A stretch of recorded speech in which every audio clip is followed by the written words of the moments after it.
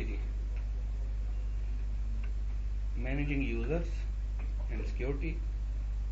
अच्छा, इसमें हम देखेंगे यूजर्स कैसे क्रिएट करते हैं, उनको कैसे प्रिविलेजेस कैसे असाइन करते हैं, देन प्रोफाइल्स क्या होती हैं, रोल्स क्या होते हैं, ठीक है, ये चीज़ें देखेंगे। अच्छा जी, एक डेटाबेस यूज़र है, उसका उसका कोई ना कोई आप अकाउंट क्रिएट करते हैं डेटाबेस के अंदर। Each database user account has a unique user name होता है उसका, उसका कोई ना कोई ऑथेंटिकेशन मेथड होगा, बाय डिफॉल्ट पासवर्ड के थ्रू ऑथेंटिकेट होता है, उसकी कोई डिफॉल्ट टेबल स्पेस होगी, उसकी कोई टेम्पररी टेबल स्पेस होगी, उसकी कोई प्रोफाइल होगी, उसका कोई कंज्यूमर ग्रुप होगा, उसके अकाउंट का कोई स्टेटस होगा। बाय डिफॉल्ट स्टेटस अनलॉक होता है या ओपन होता है, आप उसको लॉक भी कर सकते हो। Then is schema. Schema क्या है? Is a collection of database objects that are owned by a database user. Is called a schema. Has the same name as a user account. तो schema और user name interchangeable, एक ही चीज है। Predefined accounts, sys account है database के अंदर, is granted the DBA role as well as several other roles. Has all privileges with admin option. किसी user को admin option के कोई privilege मिली हो ना, तो वो privilege आगे किसी और यूजर को भी दे सकता है वो, ठीक है। तो सिस के पास सारी प्रिविलेजेस एडमिन ऑप्शन के साथ होती हैं। Is required for startup shut down and some maintenance operations, owns the data dictionary and the automatic workload repository. System account है दूसरा, is granted the DBA management user and A Q administrator roles, ये roles है इसके पास। TPS and NPA की user है, account is granted the OEM underscore monitor role, ये backend पे इंटरप्राइज मैनेजर के बैकएंड पे ये अकाउंट यूज होता है, जो आपका डाटा ओएस से कलेक्ट करके इंटरप्राइज मैनेजर के अंदर लोड कर रहा होता है। ग्रिड के केस में यूज होता है, ग्रिड कंट्रोल के केस में। Sysman account is granted the management user resource and select catalog roles. Sys user के अंडर सिस मैन यूजर के अंडर आपकी इंटरप्राइज मैनेजर की सारी डिपॉजिटरी क्रिएटेड होती है। And these accounts are not use for routine operation. Routine operation का क्या मतलब है? डाटा इंसर्शन करनी है, अपडेशन करनी है, डिलीशन करनी है, वो सिस्टम या इन यूजर से नहीं होगी, उनके लिए आप अपना एप्लीकेशन यूजर अलग बनाएंगे। जैसे एचआर का यूजर है, जैसे आपके बिलिंग का यूजर है, या कोई भी आप एक यूजर आप अपने एप्लीकेशन के लिए बनाएंगे जिसके अंडर उसके टेबल्स होंगे, और वो उस यूजर के थ्रू आप सारी एक्टिविटी करेंगे। तो ये एक रोल ये क्या है? एडवांस्ड क्यूज को मैनेज करता है, ठीक है। वो जो नहीं रेप्लिकेशन जिसमें क्यू सेटअप करती है, वो क्या कहते हैं, क्यूइंग का एक कंसेप्ट है ओरेकल के अंदर के आप क्यू में कोई मैसेज एनक्यू कर सकते हैं और फिर दूसरी एप्लीकेशन उसको डीक्यू करेगी करके उसकी बेस पे कोई ऑपरेशन परफॉर्म करे। आप आपस में आपस में कोई भी वो स्ट्रीम्स भी हो सकती हैं, वो कोई आपस में एप्लीकेशंस को आपने इंटीग्रेट करना हो। एक एप्लीकेशन में डाटा आ रहा है, वो डाटा लेने के बाद वो क्यू में डाल देता है, दूसरी एप्लीकेशन क्यू से डाटा उठाती है, उसको प्रोसेस करती है। जैसे हमारे टेलकोस में बहुत ज़्यादा होता है, सिम जब सेल होती है तो सीआरएम में इंफॉर्मेशन आ जाती है, सीआरएम आगे वो दे देता है, क्यू में डाल देता है, वहाँ से एक दूसरी डाटाबेस उठाती है उसको, और वो सारे नेटवर्क एलिमेंट्स के ऊपर उसको एक्टिवेट कर देता है उस सिम को। तो ये ऑटोमेट होता है सर। यूजर क्रिएट करना होता है इंटरप्राइज मैनेजर में तो बहुत आसान है, उसमें आप यूजर का नाम दें, उसके प्रोफाइल दें, पासवर्ड और ऑथेंटिकेशन मेथड बताएं, पासवर्ड दें, डिफॉल्ट टेबल स्पेस बताएं, टेम्परेरी टेबल स्पेस बताएं, और यूजर क्रिएट। अगर आपने कमांड लाइन से क्रिएट करना तो क्रिएट यूजर, यूजर का नाम और प्रोफाइल देना जरूरी नहीं है, या जब मतलब प्रोफाइल एंड पे दे रहे हैं या शुरू में दें वो आपकी मर्जी है, ठीक है। प्रोफाइल बाय डिफॉल्ट एक डिफॉल्ट के नाम से प्रोफाइल बनी हुई है, वो बाय डिफॉल्ट यूजर को मिल जाती है अगर आप नाम भी दे दो। आइडेंटिफाइड बाय उसको पासवर्ड दे दें, default table space, temporary table space, account status, और फिर उसको कोई प्रिविलेजेस देनी हो तो ये सारा कर सकते हैं। और सर अगर आपने इंटरप्राइज मैनेजर से ये करना हो तो सिलेक्ट सर्वर में जाएंगे, यूजर्स में जाएंगे और क्रिएट बटन के ऊपर आप क्लिक करेंगे। ये आपको वंस वो इशू फिक्स हो जाए तो मैं आपको ये सारी गोल करा दूंगा।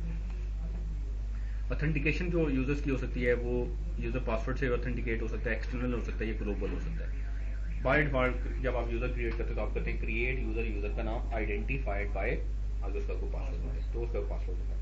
अगर आप करते हैं आइडेंटिफाइड एक्सटर्नली, ठीक है, तो वो क्या होगा, वो ओएस से ऑथेंटिकेट होगा, उसी नाम का यूजर ओएस पे भी होना चाहिए, उसी नाम का यूजर डेटाबेस पे भी होना चाहिए, ठीक है। और आइडेंटिफाइड ग्लोबली करेंगे तो वो आप डोमेन के थ्रू ऑथेंटिकेशन ग्राफ बनाना चाहते हैं, ठीक है, जैसे वो एक्टिव डायरेक्टरी के थ्रू बनाना चाहते हैं तो डोमेन पे उस नाम से यूजर होना चाहिए, डेटाबेस में उसी नाम से होना चाहिए। तो ये दूसरे दोनों मेथड यूज नहीं किए जाते, पासवर्ड बेस्ड ऑथेंटिकेशन यूज की जाती है, ठीक है, डेटाबेस सिक्योरिटी के लिए। अच्छा, एडमिनिस्ट्रेटर की ऑथेंटिकेशन है, operating system security, DBAs must have the OS privilege to create and delete files, क्योंकि डेटाबेस एडमिनिस्ट्रेटर का काम है डेटाबेस को मैनेज करना, नई टेबल स्पेसेस क्रिएट करना, बैकअप लेना, रिकवरी करना, डाटा फाइल्स को मूव करना, कॉपी करना, ये सब। तो ओएस पे उनको एक्सेस होनी चाहिए, नॉर्मल यूजर्स को ओएस पे एक्सेस नहीं होनी चाहिए, ठीक है। Typical database user should not have the OS privilege to create और डिलीट डेटाबेस फाइल्स। आपके एंड यूजर जो है उनका ओएस से कोई ताल्लुक नहीं है, उनका एप्लीकेशन के थ्रू डेटाबेस से कनेक्ट होना का काम है, वो डायरेक्ट ओएस पे कभी भी नहीं आएगी और होना भी नहीं चाहिए। डायरेक्ट डीबी से कोई कम्युनिकेशन नहीं हाँ, नहीं होनी चाहिए, थ्रू एप्लीकेशन होनी चाहिए। Administrator security forces DBS's operates ASM connections. DBA user by name is audited for password file and strong authentication methods. जब भी ये कोई सिर्फ DBA के प्रिविलेज से लॉगिन होता है आपकी डेटाबेस में, तो बाय डिफॉल्ट उसकी ऑडिटिंग होती है कि कहाँ से लॉगिन हुआ, किस वक्त लॉगिन हुआ, और OS का यूजर कौन सा था, एंड सो ये सारी ऑडिट की इन्फॉर्मेशन जाती है अलर्ट लॉग फाइल के अंदर। आपकी डेटाबेस की एक फाइल है अलर्ट लॉग फाइल, वहाँ पे सारी इन्फॉर्मेशन जाती है। OS का अकाउंट नाम भी ऑडिट होता है। OS authentication takes precedence over password file authentication.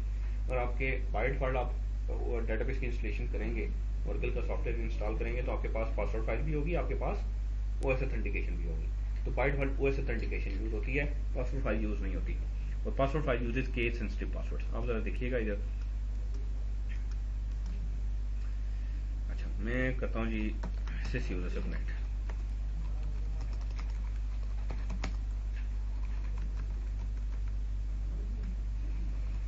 मैं पासवर्ड दे रहा हूँ ओरेकल, उसने मुझे कनेक्ट कर दिया।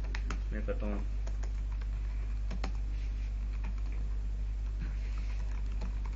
मैंने पासवर्ड ABC दिया, उसने कनेक्ट कर दिया।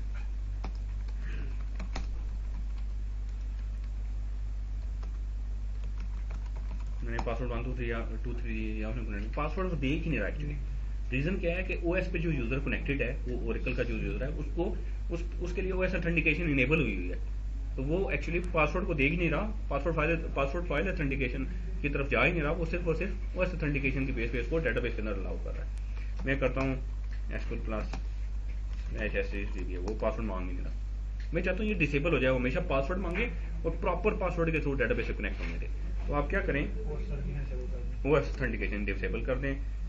रूट यूजर से उसके लिए लॉगिन होना पड़ेगा।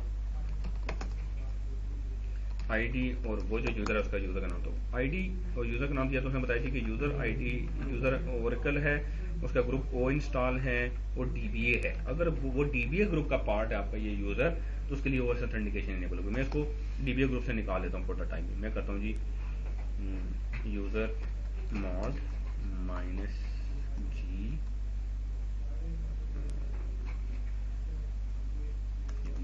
सारे ग्रुप चेंज कर दो -G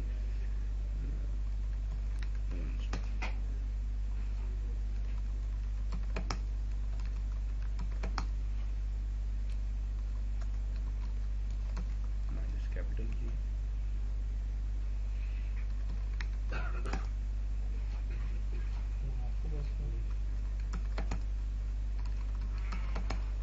ठीक है, मैंने एक ही ग्रुप उसको दे दिया, यानी कि यूजर मॉडिफाई करके ओरेकल यूजर है, उसका प्राइमरी ग्रुप भी O इंस्टॉल है और सेकेंडरी ग्रुप भी O इंस्टॉल है, DBA ग्रुप से उसको निकाल दिया मैंने। ठीक है, हाँ वो चले, वो बाद में दोबारा ऐड करेंगे। SU करते हैं आप इस यूजर को, या तो लॉग ऑफ करके ऐड करूँ या लॉग दोबारा से SU कर लूँ।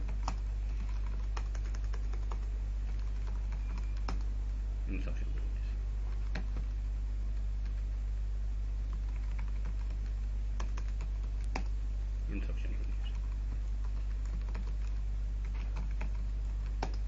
प्रॉपर पासवर्ड दिया। ठीक है, तो आपका वो जो OS DBA का जो ग्रुप है उसमें से अगर उस यूजर को निकाल दें तो फिर क्या होगा, वो पासवर्ड के बगैर वो OS पे लॉगिन भी हो जाए, वो बगैर पासवर्ड के डेटाबेस से। हम चाहते हैं कि किसी भी यूजर के लिए ना हो, वही आप उस ग्रुप का किसी यूजर को पार्ट ना बनाए। ग्रुप में रखना चाहते हैं। हाँ, नहीं फिर नहीं है, DBA ग्रुप से निकालना पड़ेगा। नहीं, वो DB के एंड पे नहीं, वो रिमोट OS ऑथेंटिकेशन इनेबल कर डिसेबल कर सकते हैं जी, सब कुछ है, लेकिन वो OS में डेटाबेस में लॉगिन होने के लिए इसको पासवर्ड देना पड़ेगा प्रॉपर, तो पासवर्ड केस सेंसिटिव है। ठीक है, जो नहीं कर सकते। वो जो पासवर्ड फाइल है आपकी वो पड़ी होती है, अब ये पासवर्ड फाइल से ऑथेंटिकेट हो रहा है, पासवर्ड फाइल आपकी पड़ी होगी ओरेकल होम में DBS के फोल्डर में, और पासवर्ड फाइल का नाम होगा ओरा PW और आपकी डेटाबेस का नाम उसमें नहीं, इनक्रिप्टेड फॉर्म में। इसमें आप ये रीड नहीं कर सकते आप इसको ओपन करके। ठीक है, अगर आपके पासवर्ड फाइल रिमूव हो जाए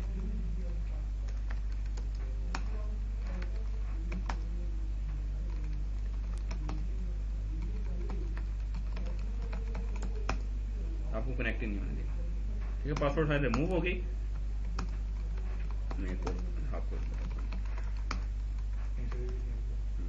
ऑथेंटिकेशन। अच्छा, अब पासवर्ड फाइल आप क्रिएट कर सकते हैं। आप ओएस पे अगर आपको राइट्स हैं, आप ओएस पे एक्सेस होगी तो पासवर्ड फाइल आप रिक्रिएट कर सकते हैं। उसके लिए आपके पास यूटिलिटी है ora pwd file equals to, file जो है आपकी ओरेकल होम में डीबीएस के फोल्डर में ही होनी चाहिए, ठीक है। तो आप करेंगे ora pwd file equals to, file का नाम ora pw db11g password equals to जो पासवर्ड देना चाहिए,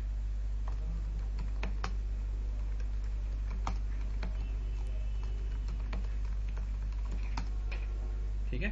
पासवर्ड फाइल रिक्रिएट की जा सकती है और आप pwd की यूटिलिटी के इसमें सिर्फ सिस का पासवर्ड होगा, सिस यूजर का, सिर्फ सिस का, या जिसको सिस डीबी का राइट देना चाहें आप, किसी यूजर को सिस डीबी का राइट देंगे तो उसका पासवर्ड इधर आगे स्टोर होगा। सिस्टम का पासवर्ड इधर नहीं होता, वो डाटा डिक्शनरी के अंदर होता है, वो किसी टेबल में होता है। यहाँ पे नॉर्मल यूजर्स के पासवर्ड, यूजर नेम पासवर्ड पड़े होते हैं। तो नॉर्मल यूजर सारे सिस इंक्लूडिंग सिस सारे डेटाबेस के अंदर से ऑथेंटिकेट होते हैं, एक टेबल में उनकी इन्फॉर्मेशन पड़ी है। सिस यूजर डेटाबेस के बाहर से ऑथेंटिकेट होता है, क्योंकि इसने डेटाबेस को स्टार्टअप करना होता है। सर आपकी पासवर्ड फाइल लॉस हो गई, अगर आपकी ऑथेंटिकेशन है ऑन है, उस डीबी का नंबर है, तो फिर तो आप कर सकते हैं, फिर कोई फर्क नहीं पड़ेगा as long as you are connecting locally. अगर आप रिमोट ओवर द नेटवर्क से यूजर से कनेक्ट होने आ रहे हैं, फिर वो हमेशा पासवर्ड फाइल के थ्रू कनेक्टिविटी करेगा। आपका ऑथेंटिकेशन डिसेबल है, आपकी पासवर्ड फाइल मिल गई है, हाँ, आपको सिर्फ सिस कनेक्ट नहीं होगा, बाकी कनेक्ट हो सकेंगे। हाँ, बाकी कनेक्ट हो सकेंगे, मतलब आपकी हाँ, ऑन है, डीबी ऑन है, हाँ, बाकी नहीं कनेक्ट, बाकी सारे कनेक्ट हो सकेंगे, वो जैसे मर्जी कनेक्ट होंगे, उनका पासवर्ड फाइल से कोई लिंक नहीं है, ठीक है। सिर्फ सिस नहीं होगा, सिर्फ सिस नहीं हो सकता। ये जो भी मैंने अभी आपको, हाँ वही ना, देखिए यहाँ ओएस से होता है या फिर इस पासवर्ड फाइल से होता है। सर अगर इसमें 3-4 यूजर नहीं है तो फिर ओएस से होगा। अगर वो डीबीए ग्रुप का पार्ट है, अभी हमने उसको डीबीए ग्रुप से निकाला ना, तो ओएस ऑथेंटिकेशन उसकी डिसेबल हो गई है। ओएस ऑथेंटिकेशन का ये मतलब नहीं है कि वो ओएस में लॉगिन नहीं हो सकता, वो ओएस में लॉगिन हो सकता है, लेकिन डेटाबेस में लॉगिन होने के लिए उसको प्रॉपर पासवर्ड देना पड़ेगा, ओएस की बेस पे डेटाबेस, ठीक है। अगर ओएस ऑथेंटिकेशन इनेबल है तो वो ओएस में लॉगिन होकर डेटाबेस में बगैर पासवर्ड दिए हुए कनेक्ट हो सकता है। हमने ओएस ऑथेंटिकेशन उसकी डिसेबल कर दी हुई है, मीन्स कि अब वो ओएस में लॉगिन हो जाएगा, लेकिन डेटाबेस में लॉगिन होने के लिए उसको पासवर्ड देना पड़ेगा। अब सेम नेम मैटर नहीं करते सर, डीबी का ग्रुप मैटर करता है। हाँ, ग्रुप मैटर करता है, वो जो ओरा डीबीए का ग्रुप है आपका। सर ये पासवर्ड फाइल में 3-4 यूजर के पासवर्ड पड़े, हाँ, हो सकते हैं, मिसाल दे रहा हूँ, ये हो जाए फिर इसमें हर एक को हम डिफॉल्ट सेट करेंगे, उनको बताना पड़ेगा कि आप ये पासवर्ड चेंज कर लीजिएगा। नहीं वो हाँ खुद से चेंज करें, अल्टर यूजर करके वो चेंज करें और वो पासवर्ड इधर आ जाएगा, ठीक है जी। आपका तो फाइल उड़ गई, उसमें 3 यूजर के पास थी ये डीबी की थी, पासवर्ड फाइल उड़ गई, आपने दोबारा नई फाइल बनाई, हाँ, अब आप सिस्टम कनेक्ट होकर उनकी यूजर जो आपकी पासवर्ड है उनको दोबारा से सिसडीबी के राइट्स देने पड़ेंगे आपको। अच्छा, वो करके फिर हाँ, नहीं, ये देखें अभी मैंने रिमूव किया है, खुद नहीं बनेगी आपको, ओरा पीडब्ल्यूडी की यूटिलिटी के थ्रू मैंने अभी बनाई है ना, ये खुद आपको बनानी पड़ेगी। ये देखें ना, मैंने ओरा पीडब्ल्यूडी की यूटिलिटी है, उसके मैं फाइल इक्वल टू फाइल का नाम दिया है, क्योंकि मैं करंटली उसी लोकेशन पे हूँ डीबीएस के फोल्डर में, तो इसलिए मैंने पाथ नहीं दिया। अगर आप किसी और लोकेशन पे हैं तो फिर आप पूरा पाथ देंगे और फाइल का नाम देंगे। आपकी ये फाइल डीबीएस के फोल्डर में होनी चाहिए, ठीक है। सही, तो लिनक्स में हो गया ऑथेंटिकेशन, अगर विंडोज में हमने उसे ऑथेंटिकेशन से वो करनी है, हाँ, उसमें भी आप उसमें ओरा डीबीए के नाम से ग्रुप होगा विंडोज में, उसमें से उस यूजर को निकाल दें, ठीक है जी। अच्छा, अब एसक्यूएल प्लस करते हैं, मैंने वो फाइल रिमूव कर दी है, हाँ जी। ओएस ऑथेंटिकेशन इनेबल करनी पड़ेगी हमें, फाइल दोबारा क्रिएट कर लेते हैं।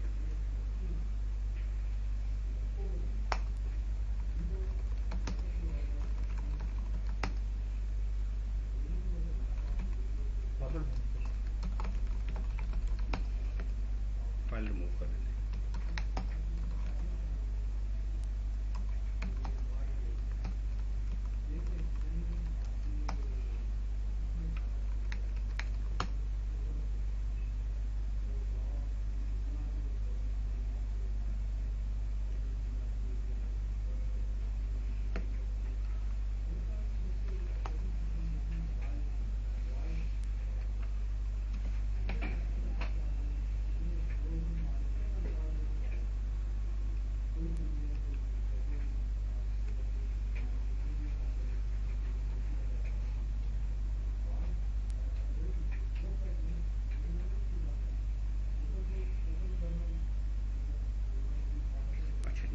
यानी एक यूजर का अकाउंट आप अनलॉक कर सकते हैं, बाय डिफॉल्ट बहुत सारे अकाउंट्स लॉक होते हैं, अकाउंट अनलॉक करना तो इंटरप्राइज मैनेजर में भी जाके किया जा सकता है, और कमांड लाइन से भी अल्टर यूज़र का नाम अकाउंट अनलॉक की कमांड से कर सकते हैं, ठीक है।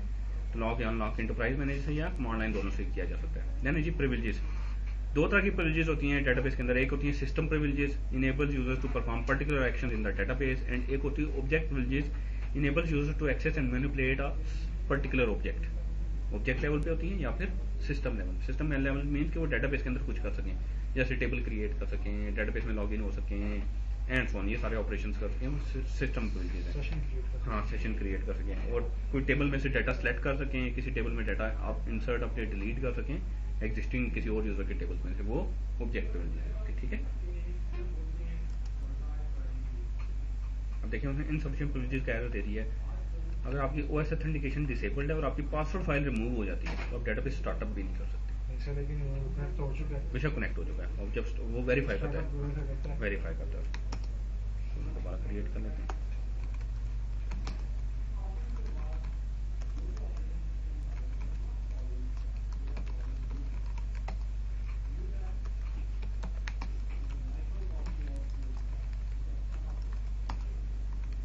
डेटाबेस में हमने ऑलरेडी उसने नॉन स्टेट पे ले गया।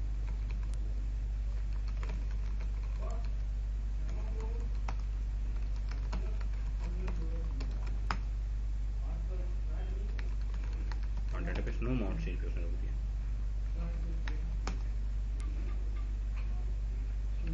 ओपन ही होने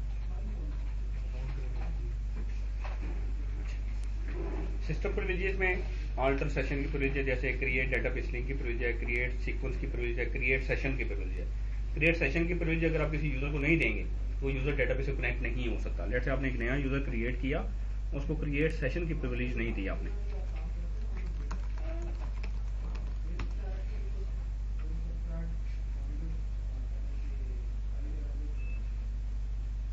हमने एक यूजर भी क्रिएट किया था टेस्ट के नाम से। मैं कनेक्ट करता हूँ उसे,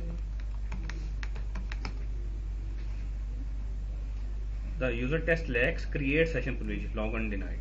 तो जब भी आप यूजर क्रिएट करेंगे कोई, तो उसको आप करेंगे ग्रांट क्रिएट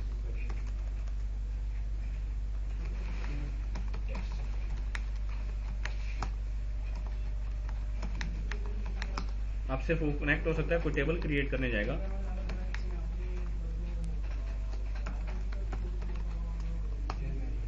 उसको एरर आएगा इनसफिशिएंट प्रिविलेजेस का। आपको उसको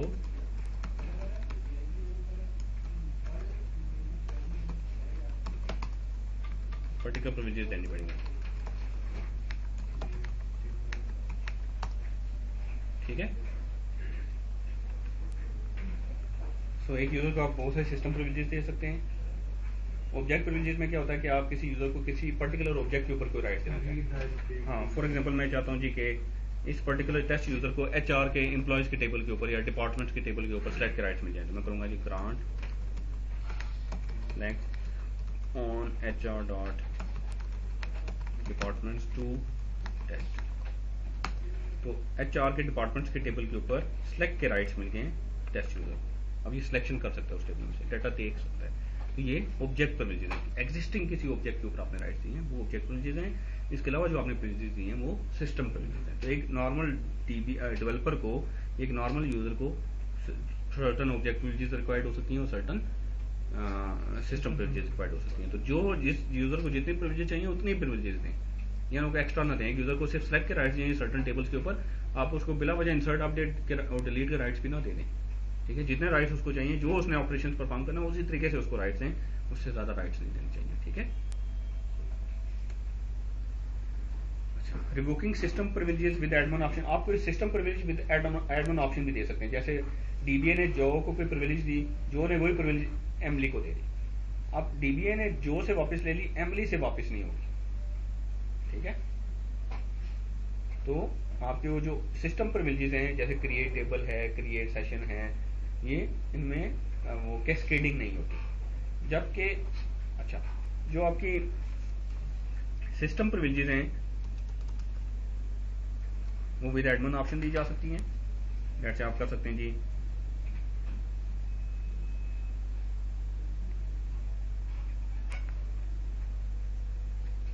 आपने किया जी ग्रांट क्रिएट टेबल टू आगे यूजर का नाम with admin option.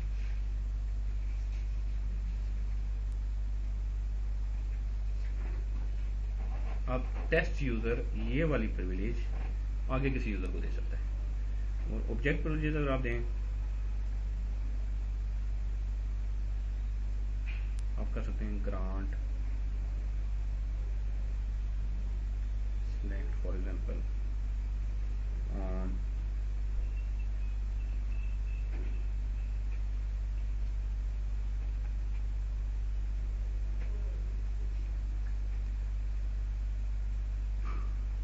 with grant option।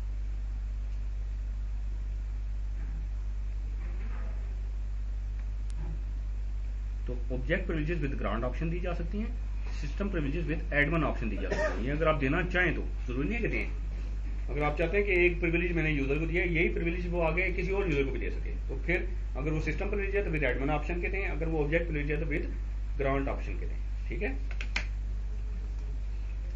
तो अगर आपने with admin option system privilege दी हुई है किसी को, उसने आगे किसी को दे दी, तो आप उससे वापस लेंगे, उसने आगे जिसको दी हो वो वापस नहीं होगी, कैस्केडिंग नहीं होगी। जबकि ऑब्जेक्ट प्रिविलेजेस के केस में जैसे बॉब ने जो को दी, जो ने एमली को दे दी, बॉब अगर जो से वापस लेगा तो जो ने आगे जिसको भी दी होगी उससे वापस हो जाएगी, कैस्केडिंग होगी। तो ये याद रखना, कितने लेवल तक होती है? जितने भी लेवल तक दी इसमें सिस्टम में जो है वो उसमें कैस्केडिंग नहीं कर सकते कोई? नहीं, उसमें कैस्केडिंग नहीं, उसमें मतलब उसके लिए जाके मतलब उसे रिवोक करना पड़ेगा, सबसे आपको एक्सप्लिसिटली रिवोक करनी पड़ेगी। अच्छा, then the benefits of roles. Roles क्या करते हैं? रोल्स है क्या? Role group of privileges is called a role. आपने लेट से 10 यूजर्स को आपने 20 डिफरेंट तरह की प्रिविलेजेस देनी है। एक तो देखा कि 1 बाय 1 यूजर्स को दे, दूसरा देखा कि आप रोल बना लें, रोल को सारी प्रिविलेजेस दे दें, तो फिर जब भी कोई यूजर क्रिएट करे उसको वो रोल दे दें। तो रोल को जो प्रिविलेजेस मिली होगी अल्टीमेटली वो प्रिविलेज सारे यूजर्स को मिल जाएगी। तो easier privilege management, dynamic privilege management and selective availability of privileges roles के थ्रू हो सकती है। ठीक है, आपने रोल क्रिएट किया, उसको प्रिविलेज दी, 10 यूजर्स को रोल दे दिया, 10 यूजर्स को प्रिविलेज मिल जाएगी। आपको तो कहा जाता है 10 यूजर्स को एक और प्रिविलेज देनी है, तो आप सिंपली रोल को देते हैं, सब यूजर्स को मिल जाएगी। तो कहा जाता है प्रिविलेज वापस लेनी है यूजर से, रोल से वापस लेनी है, सारे यूजर से वापस हो जाएगी। ठीक है, तो प्रिविलेज मैनेजमेंट आपकी बहुत आसान हो जाती है। फॉर एग्जाम्पल जैसे आप ये आपके पास डिफरेंट तरह के यूजर्स हैं, और ये आपने ये रोल बनाया हुआ है, HR मैनेजर का एक रोल है, उसको आपने डिलीट, इंसर्ट और ये रोल भी दिया हुआ है। एक रोल को रोल असाइन किया जा सकता है। ठीक है, ये एक रोल है, उसको ये 2 प्रिविलेजेस मिली हैं, उसको ये रोल भी मिला हुआ है। फिर आपके पास ये एक रोल है, उसको ये प्रिविलेजेस मिली हुई है। ये रोल आपने 2 यूजर्स को दिया हुआ है, और ये यानी एक मैनेजर है, उसको HR मैनेजर का रोल दिया हुआ है। तो ये सारे ऑपरेशन कर सकता है, जबकि ये David and Rachel particular operation perform कर सकते हैं। तो जो रोल जो प्रिविलेजेस मिलेंगी उस हिसाब से आपको दे सकते हैं। तो रोल को भी असाइन किया जा सकता है। कितने हो सकती है? जितने आप, इट्स अप टू यू। तो अगर आपको रोल क्रिएट करना चाहें तो आप करेंगे जी क्रिएट रोल, रोल का नाम, और फिर रोल को कोई प्रिविलेज लेना चाहें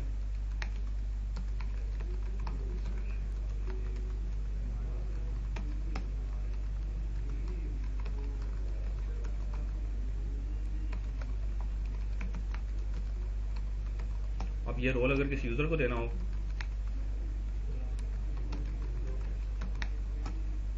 ठीक है, तो इस तरीके से ये रोल यूजर, हाँ, आप जैसे प्रिविलेज नॉर्मल देते हैं उसी तरीके से आप रोल दिया सकते हैं।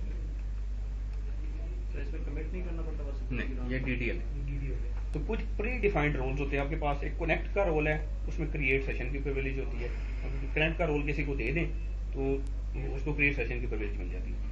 एक रिसोर्स का रोल है, उसमें create cluster, create index, create operator, create procedure, create table and so on. Normal एक जो डेवलपर है जिसने टेबल्स क्रिएट करने हैं उसको रिसोर्स का रोल दे दें, उसको बहुत सारे ऑब्जेक्ट क्रिएट करने की प्रिविलेजेस मिल जाएंगी। स्केड्यूलर एडमिन का रोल है, वो जॉब स्केड्यूल कर सकता है डेटाबेस के अंदर। DBA का रोल है, वो सिस्टम यूजर के इक्विवेलेंट उसको राइट्स मिल जाते हैं, वो यूजर्स क्रिएट कर सकता है, टेबल स्पेसिस क्रिएट कर सकता है, और यूजर्स से राइट्स रिवोक कर सकता है, राइट्स दे सकता है, बहुत सारे काम कर सकता है वो। ठीक है, सारे एडमिनिस्ट्रेटिव टास्क कर सकता है। सिलेक्ट कैटलॉग का रोल दे दें किसी यूजर को, तो डाटा डिक्शनरी के सारे टेबल्स में से सिलेक्ट कर सकता है। ठीक है, डाटा डिक्शनरी के ऊपर उसको सिलेक्ट के राइट्स मिल जाते हैं। DB अंडरस्कोर से स्टार्ट होने वाली टेबल्स के ऊपर भी and so on. By default normal user को नहीं होते। सर लेकिन अगर डीबी किसी को रोल दिया लेकिन उसको सिर्फ डीबी प्रिविलेज नहीं दी हुई तो साइड एडमिनिस्ट्रेटर नहीं कर सकता। हाँ, वो database shutdown, startup, drop create नहीं कर सकता, बाकी सारे कर सकते हैं जो सिस्टम यूजर जो कर सकते हैं। तो रोल क्रिएट करना हो तो इंटरप्राइज मैनेजर से रोल क्रिएट कर सकते हैं, रोल का नाम दें, उसको सिस्टम प्रिविलेज दे सकते हैं, उसको ऑब्जेक्ट प्रिविलेज दे सकते हैं, उसको रोल्स असाइन कर सकते हैं। रोल्स को सिक्योर भी किया जा सकता है, जैसे आप करें जी क्रिएट रोल, रोल का नाम आइडेंटिफाइड यूजिंग कर सकते हैं या आइडेंटिफाइड बाय कर सकते हैं आप, ठीक है। जैसे मैं करता हूँ जी क्रिएट रोल बाय रोल 2,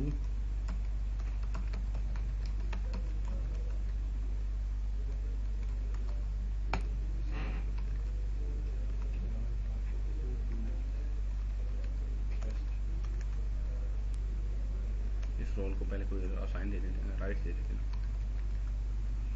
तो वैसे नहीं लग सकता। नहीं, कुछ भी कर सकते हैं, वो तो कोई मसला नहीं है।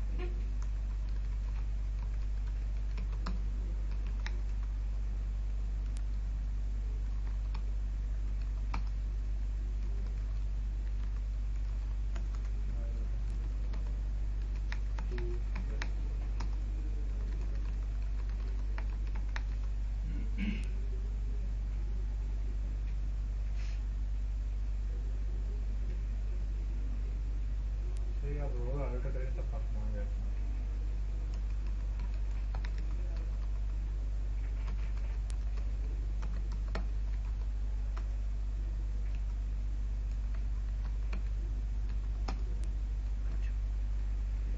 आप एक यूजर को जितने रोल्स असाइन करते हैं वो सारे रोल्स उसके डिफॉल्ट रोल्स होते हैं, ठीक है।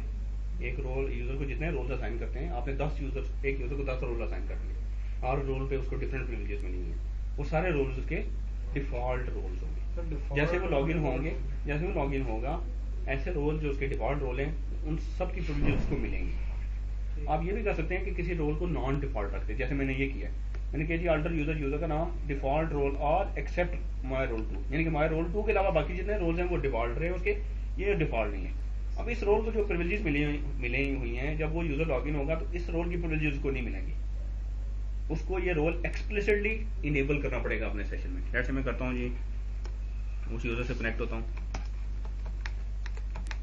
मैं कहता हूँ क्रिएट, उस रोल को क्या हमने प्रिविलेज थी, क्रिएट सीक्वेंस,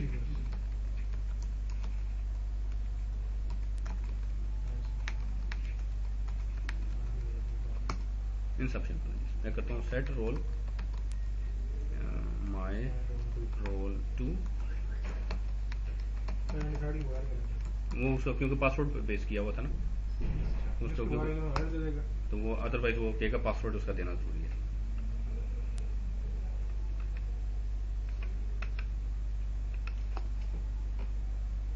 ठीक है, फायदा क्या इसका,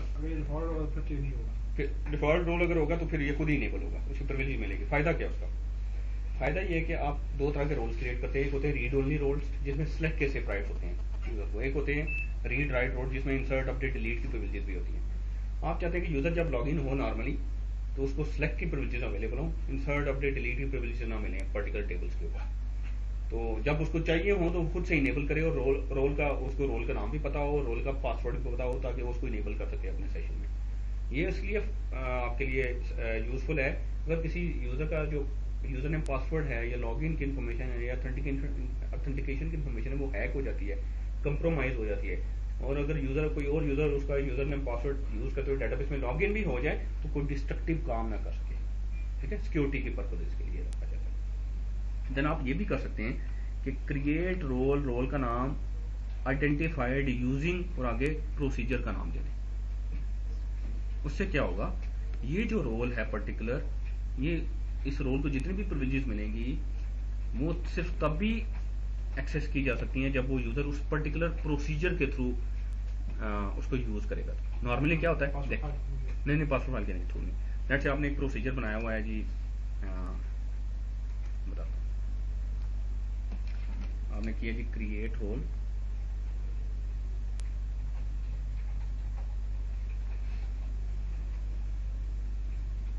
तो रोल का कोई नाम दे दिया, identified using let's say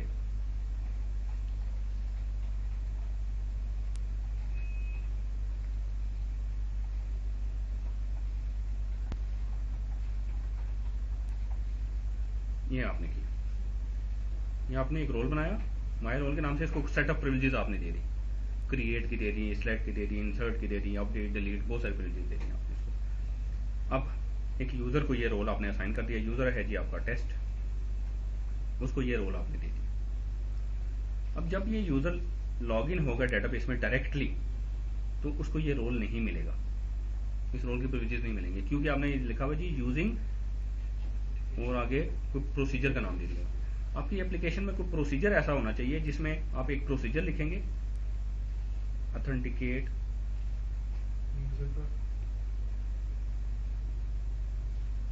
underscore user का, उसमें आप करेंगे सेट रोल और रोल का नाम दे देंगे। वो सिंपली आप इसमें, क्योंकि पासवर्ड आपने नहीं रखा हुआ, सिंपली सेट रोल का नाम देंगे। आइडेंटिफाइड यूजिंग दिया हुआ आपने, तो मीन्स कि ये सिर्फ इस प्रोसीजर के अंदर रहते हुए इनेबल किया जा सके। ये प्रोसीजर आपने एंड किया। अब क्या होगा, अगर कोई यूजर डायरेक्ट डेटाबेस से आता है तो वो रोल उसको ना मिले, अगर वो वाया एप्लीकेशन आता है, एप्लीकेशन में आपने एक फॉर्म बनाया होगा, उस फॉर्म के बैकएंड पे ये प्रोसीजर कॉल किया होगा, ठीक है। जब वो वाया एप्लीकेशन आएगा, ये बाकायदा ये वाला ऑथेंटिकेट यूजर्स का प्रोसीजर कॉल होगा, एग्जीक्यूट होगा, वो जब एप्लीकेशन में लॉगिन होगा उसको नेक्स्ट पेज मिलेगा, उसको वो सारी प्रिविलेजेस मिली होंगी। लेकिन जब डायरेक्ट डेटाबेस में आएगा तो क्योंकि वो ये ऑथेंटिकेट प्रोसीजर वाला कॉल ही नहीं हुआ होगा, तो उसको प्रिविलेजेस इनेबल ही नहीं होंगी, ठीक है। तो सिक्योरिटी आप इस तरीके से भी उसको, इनको कहते हैं एप्लीकेशन रोल्स, एप्लीकेशन रोल्स के थ्रू भी आप सिक्योरिटी इनेबल कर सकते हैं इस तरीके से। दो नहीं, एक वक्त में एक हो सकता है ये, या तो रोल आपका आइडेंटिफाइड यूजिंग हो सकता है, क्योंकि यूजिंग करेंगे तो वो वैसे भी सिक्योर हो गया, उसको एक प्रोसीजर के थ्रू अगर आपने उसको इनेबल करना है तो वो उसका पासवर्ड उसकी जरूरत नहीं है, ठीक है। रोल असाइन करने हो तो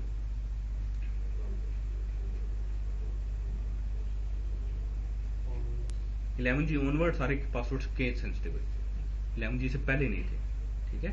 11G से ऑनवर्ड सारे पासवर्ड आपके केस सेंसिटिव हैं। उसके लिए एक ओरेकल ने पैरामीटर दिया हुआ है,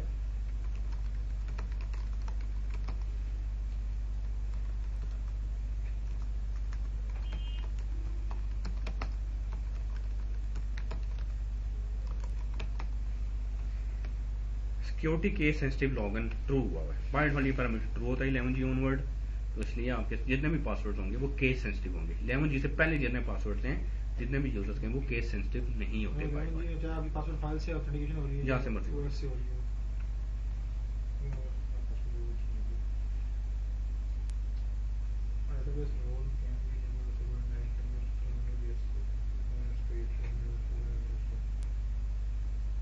ट्रू कौन सा इनमें से कोई एक ट्रू है? टू ट्रू है। Can not be protected by password, नहीं, पासवर्ड प्रोटेक्टेड हो सकता है। Is owned by it's creator, नहीं, ये हमेशा सिस की ओनरशिप में होगा। कैन बी इनेबल्ड और डिसेबल्ड, इनेबल डिसेबल नहीं किया जा सकता, ठीक है। Can consist of system and object privileges, yes. Profile next time पढ़ेंगे जी।